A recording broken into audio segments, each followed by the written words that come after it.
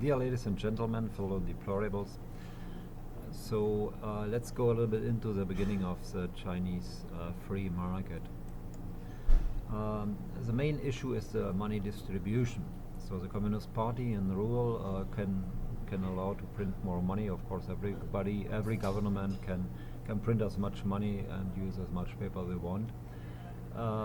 That's not the issue, but then it's about the distribution. The official idea was to distribute it to the best people, to give them credits, and so that they can open a business and pay the credits back, or they get subventions. Because people had no money really, and it doesn't matter even in a high position or a low position, because they didn't need it. It was a closed country, they couldn't even travel, and they spent it within the country, and so they bought food, and sometimes they've had food shortage. And but there was now a need to construct more, and if you want to make it private and not the state not officially gives the order, the private people give the order, then they need money to pay for it.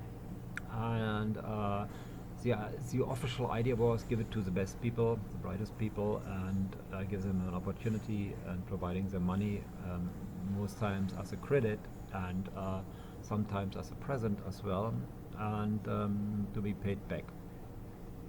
So it went mainly in the hands of family members of the party leaders of the Communist Party.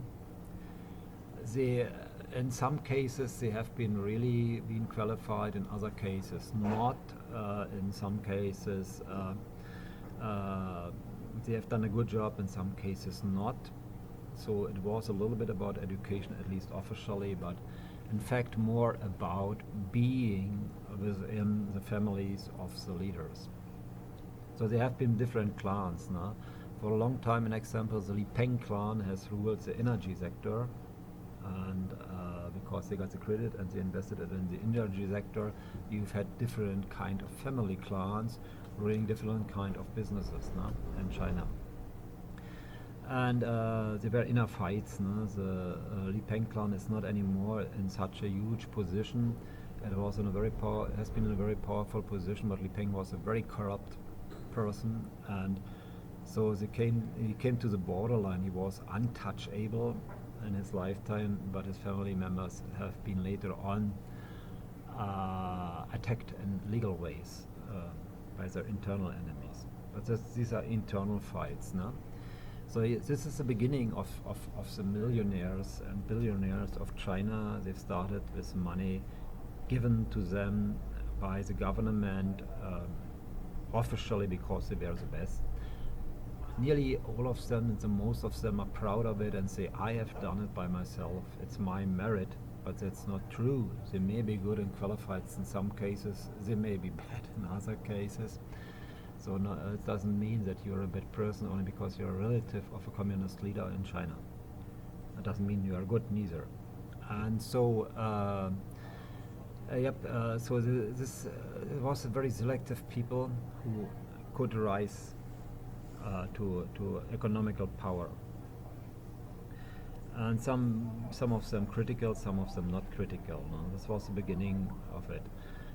Later on, some people have made their own way to high positions, and they were accepted by the Communist Party and sometimes not, and then they disappeared, even as rich people. The economy, the state doesn't want to lose the control in government over their people. The Chinese government cares a lot about control still. What's the typical part of the real communist world has been always controlling the people and the people's mind. So they have given more freedom, but they still want to control what they consider major political issues. So how they do it, they don't want very independent people and very independent companies to become big players. You are allowed to open a private company, not a problem. But to become really big as a real self-made man, you need people who buy. So in many cases, there are other companies. The bigger companies, you started small, the bigger companies are ruled by the family members of the communist leaders, most times strictly following the orders of the Communist Party. And then you have supermarkets, etc. But you need this kind of you need buyers, big buyers, to become a big economy. And the big buyers have always been kept in the hands of the state. The state companies in the beginning were the majority. They were slowly shifted. No? So the state companies wouldn't buy from people who oppose the Communist Party, so they couldn't get rich. No? And sometimes they had bankruptcy as well, because they couldn't get any buyer, because nobody was really allowed to buy from them.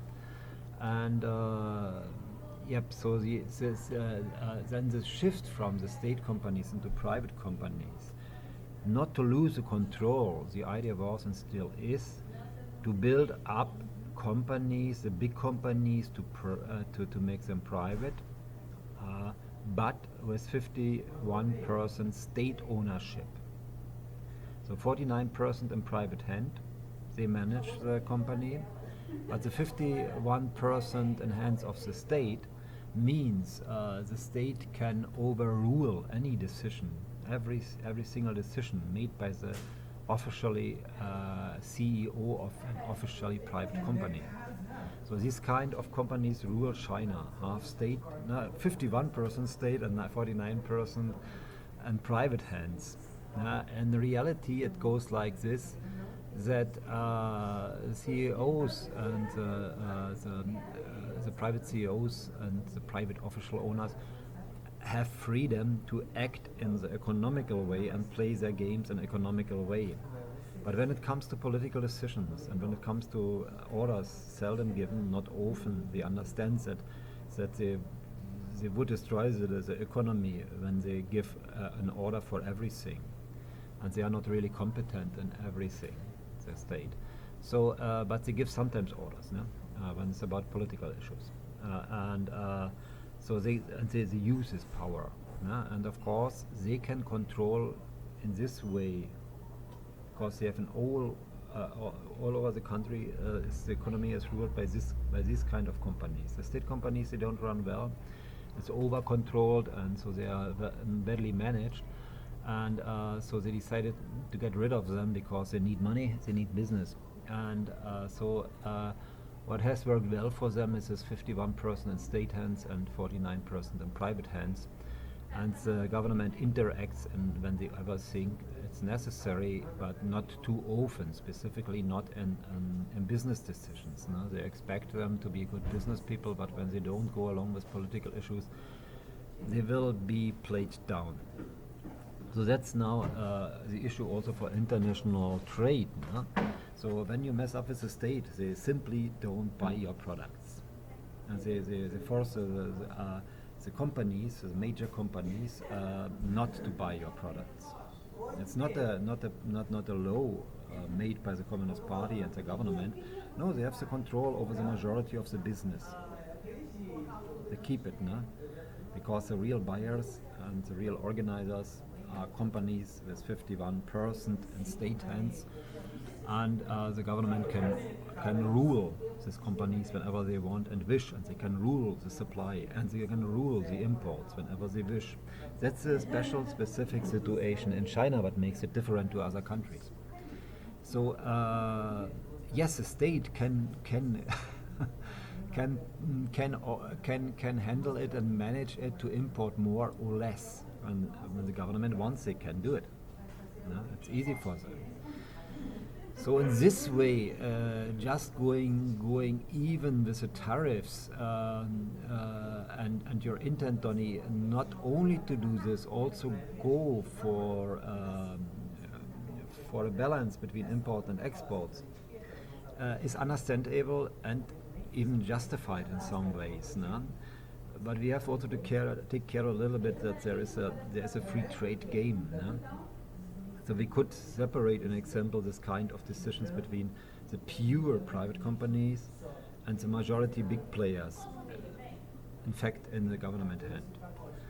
So everything done between the government hand companies and USA should care about this kind of balance, because the government decides, in fact, who imports what, how much is imported. But with the private sector, it's only a small amount, but it would be a fair play to separate the private sector. So the private sector is outside of this game, so they can import more they can export more than to import when they are really in private hands. No? Maybe this kind of differentiations within the contract for real fair trade. Fuck 10 minutes over. Fuck it up.